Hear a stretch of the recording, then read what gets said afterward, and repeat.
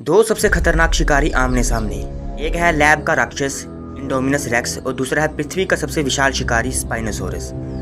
आज जानेंगे कि कौन किस पर पड़ेगा भारी। तो सबसे पहले है इंडोमिनस रेक्स। इंडोमिनस रेक्स एक जेनेटिकल मॉडिफाइड डायनासोर है। इसे जुरासिक वर्ल्ड की लैब में बनाया गया था।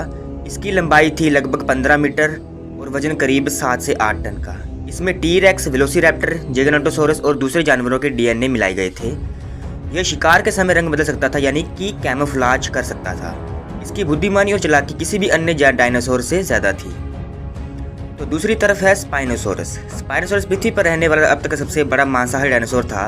इसकी लंबाई थी लगभग 15 से 18 मीटर और वजन था 7 से 10 टन। यह जल और थल दोनों में शिकार कर सकता था।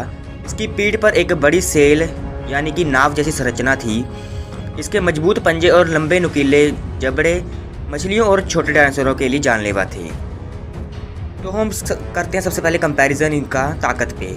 इंडोमिनस के पास शेर जैसी फुर्ती और हाथी जैसी ताकत थी, लेकिन स्पाइनोसोरस भारी होने के साथ साथ थोड़ा धीमा भी था। तो दूसरा है स्पीड। इंडोमिनस रेक्स ज़्यादा तेज़ और चालाक था, जबकि स्पाइनोसोरस पानी में तो ज़बरदस्त था, लेकिन ज़मीन पर उसकी चाल थोड़ी धीमी थी। इंटेलिजेंस। इंडोमिनस रेक्स बेहद चालाक था, यानी कि जाल बिछाना, फर्जी मौत दिखाना जैसी ट्रिक्स कर सकता था, जबकि स्पाइनोसोरस ज़्यादातर सीधा हमला करता था। उसकी ब्रूट स्ट्रेंथ ज़्यादा थी। Hunter skills. इंडोमिनस ने वेलोसिरैप्टर तक को मात दी थी, जबकि स्पाइनोसोरस ने जुरासिक पार्क 3 में एक टीरेक्स को हरा दिया था, जो कि उसकी ताकत का बहुत बड़ा सबूत है। तो कंक्लूजन क्या बनता है कि अगर जंगल में लड़ाई होती तो इंडोमिनस रेक्स अपनी फुर्ती, चालाकी और कैमोफ्लेज का फायदा उठाकर स्पाइनोसोरस को चौंका सकता था। वहीं अगर लड़ाई पानी के आसपास होती तो स्पाइनोसोरस के जीतने के चांसेस बढ़ जाते हैं। लेकिन ज़मीन पर स्पाइनोसोरस का आकार बड़ा होने के बावजूद इंडोमिनस की बुद्धिमत्ता और विविध डीएनए एबिलिटी उसे बढ़त देती थी।